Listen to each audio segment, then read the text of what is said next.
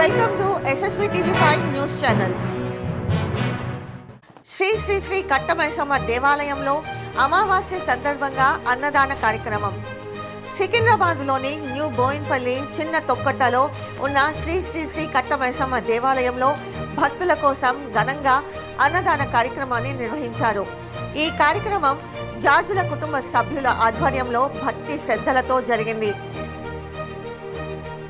జాజుల కుటుంబం ప్రతి నెల అమావాస్య సందర్భంగా భక్తులకు సేవా భావంతో ఈ అన్నదాన కార్యక్రమాన్ని నిర్వహిస్తుంది.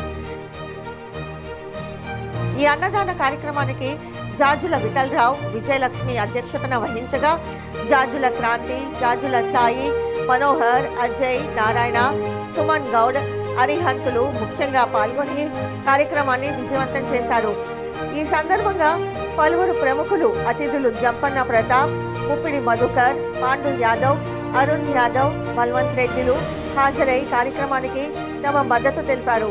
ముఖ్య అతిథులుగా పాల్గొని అన్నదాన కార్యక్రమాన్ని ప్రశంసించారు.